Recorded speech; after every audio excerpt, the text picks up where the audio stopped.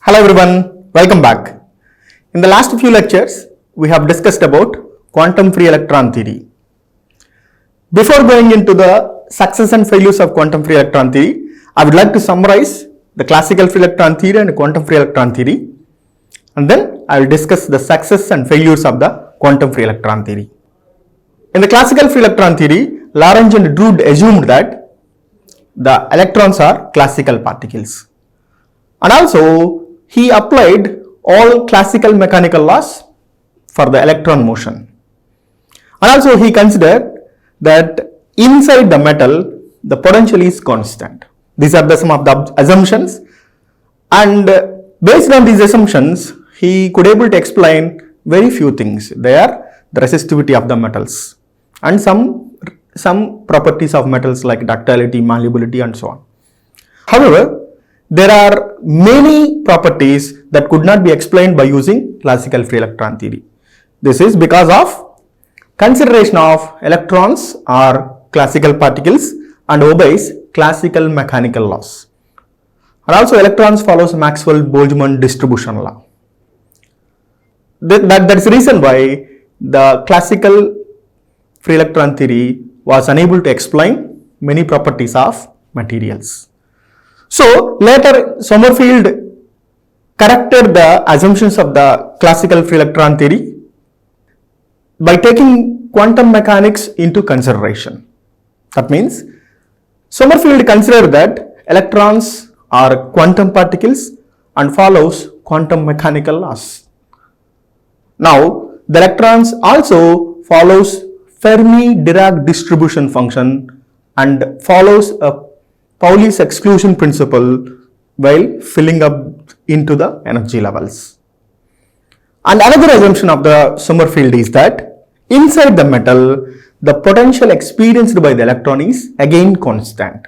Remember, Lorentz and Drude also consider the potential experienced by the electron inside the metal is constant. The same constant potential is again considered by the Sommerfeld and calculated many properties based on these assumptions.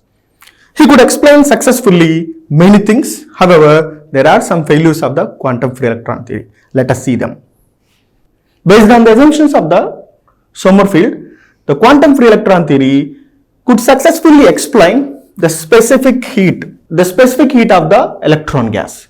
That means the specific heat values are much better agreement with the experimental values. We have already seen, according to classical mechanics, the specific heat of the metals was very high. However, in the quantum free electron theory, Sommerfeld considered only a fraction number of electrons are going to participate into the specific heat process. So by considering that the specific heat values are much better agreement with the experimental values. In the classical free electron theory, Lorentz and Drude assumed that all the electrons in the metal participate into the specific heat and other conduction process. That is the reason why they got very high numbers. So those were reduced by considering a fraction number of electrons which are above the Fermi level are only going to participate into the conduction process. So with that, the specific heat values were explained successfully by quantum free electron theory. Also, the concepts of electrical conductivity and thermal conductivity are explained by using quantum free electron theory. Quantum free electron theory also could successfully explain electrical conductivity and thermal conductivity of the metals. And more important, the temperature dependence of electrical conductivity. According to classical mechanics, the electrical conductivity of the metals could not be explained, temperature dependence of electrical conductivity. However, quantum free electron theory could successfully explain the temperature dependence of electrical conductivity. And another thing is the phenomena of ferromagnetism, paramagnetism and susceptibility are explained by using this theory. However, classical free electron theory could not explain why some materials are exhibiting a ferromagnetism, some of them are paramagnetism, and susceptibility of these materials could not be explained. However, by using quantum free electron theory, it could successfully explain all these magnetic properties. And the next one is the concepts of photoelectric effect, Compton effect, black body radiation are also explained by using this theory. These are the advanced topics. These are also could explain by using quantum free electron theory by considering electrons follows quantum mechanical laws and electrons are quantum particles.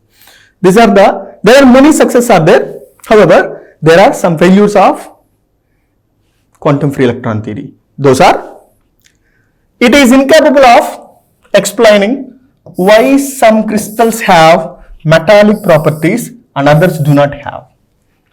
This theory is unable to explain why some of them are behaving like metals and some of them are not.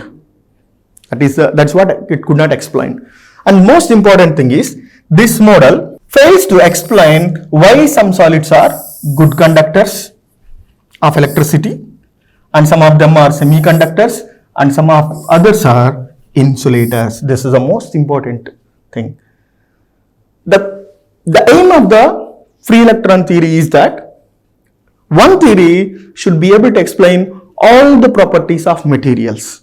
That means electrical, thermal, optical, magnetic properties.